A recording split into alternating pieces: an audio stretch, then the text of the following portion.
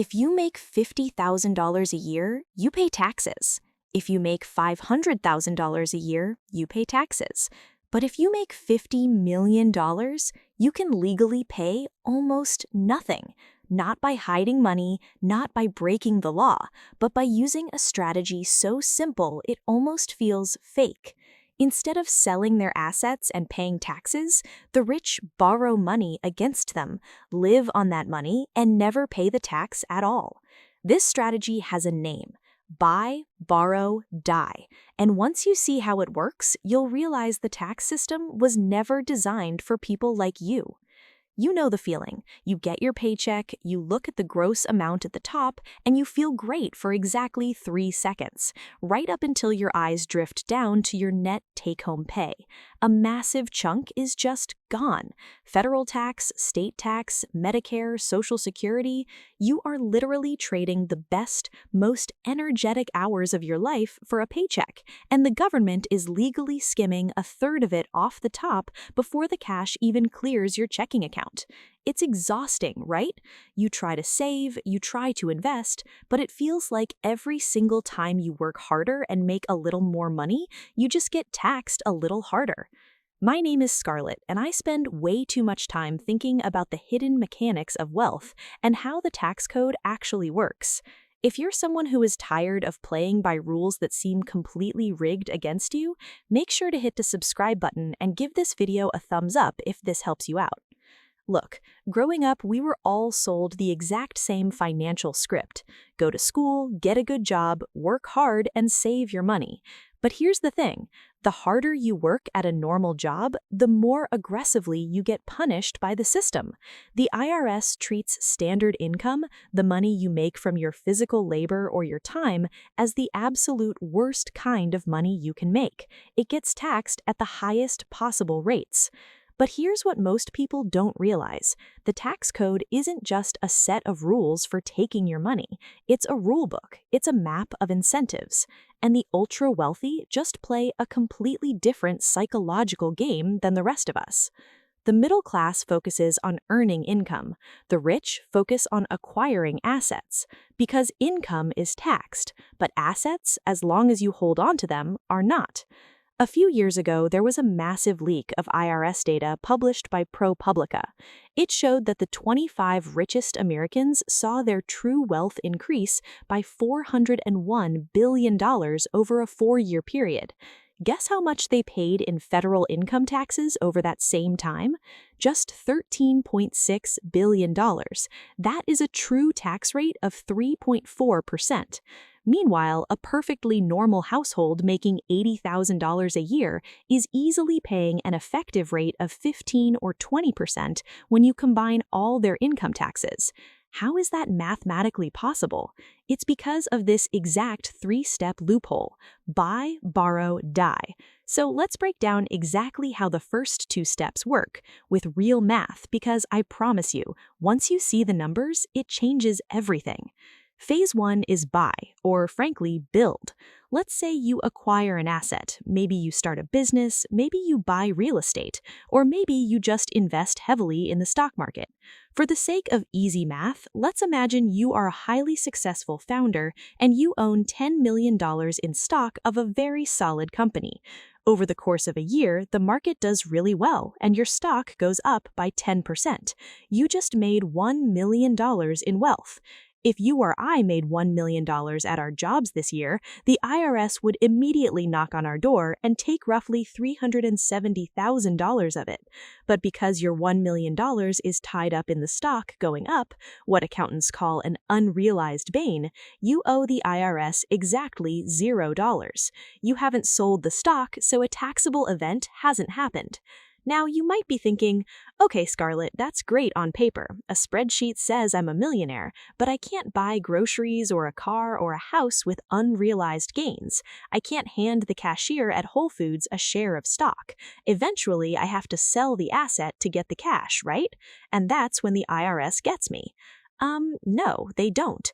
And this is where it gets really interesting. Welcome to Phase 2. Borrow. There is a massive psychological block that keeps the middle class poor: the fear of debt. We are taught that debt is bad, debt is dangerous, debt will ruin your life. And to be fair, if we're talking about a credit card with a 24% interest rate, that is absolutely true. But the wealthy don't view debt as a trap, they view debt as a tax shield. When a rich person needs cash to fund their lifestyle, they do not sell their assets. They go to a massive bank and say, "Hey, I have $10 million in stock sitting right here in my brokerage account. I want a line of credit and I'll use my stock as collateral." The bank looks at this and thinks, "Wow, this is the safest loan on the planet. If this guy doesn't pay us back, we can just legally seize his stock and sell it." So the bank sets up what is called a securities-backed line of credit, or an SBLOC. And because the loan is essentially risk-free for the bank, the interest rate they charge is incredibly low. Depending on the broader economy, we're talking maybe 3, 4, or 5%. Let's do the math on this, because this is the exact moment the matrix breaks. Let's say our wealthy friend wants $500,000 in cash this year to live a really comfortable life. Option A, they sell $500,000 worth of their stock. Because they sold an asset they held for a while, they have to pay long-term capital gains tax, which is around 20%. That means they have to hand over $100,000 to the government just to get their own money. Plus, they no longer own that stock, meaning it can never grow for them ever again. Option B, they use the borrow method. They take out a $500,000 loan against their portfolio at a 4% interest rate. Their annual interest payment on that loan is $20,000. Here's the secret of the ultra-wealthy. The IRS does not tax debt.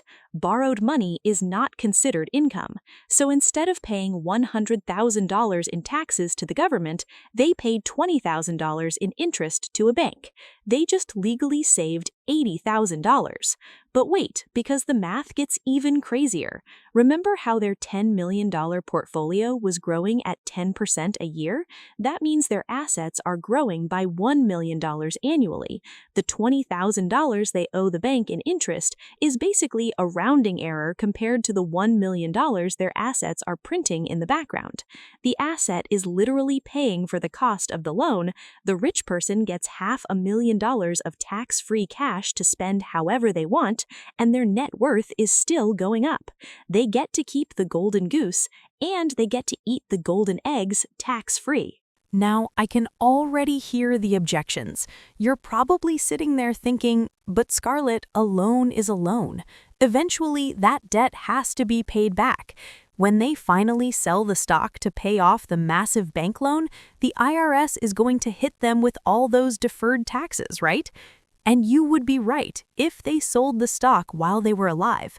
But they don't. They just keep borrowing and letting the portfolio grow until the day they die. And this is where the final, most mind-blowing phase of the strategy comes into play.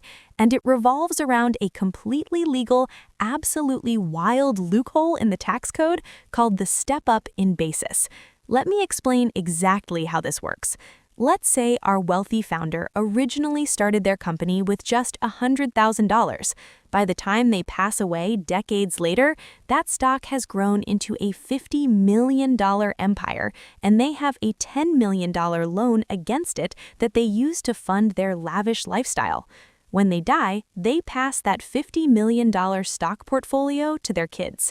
Now, logic would dictate that if the kids sell the stock, they should have to pay taxes on the $49.9 million of profit that the stock gained over their parents' lifetime. But nope, the tax code steps in and says, actually, because the original owner died, we are going to step up the original value of the stock to whatever it is worth on the day they died.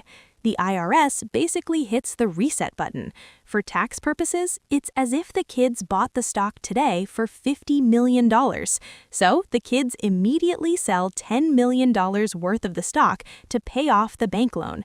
Because the basis was stepped up, their taxable profit on that sale is exactly $0. No income tax, no capital gains tax. The parent lived a life of luxury completely tax-free, and the children inherit a massive fortune, legally wiping away millions in tax liabilities in the blink of an eye. Buy, borrow, die. It is the ultimate financial checkmate. Now, I know exactly what you're thinking.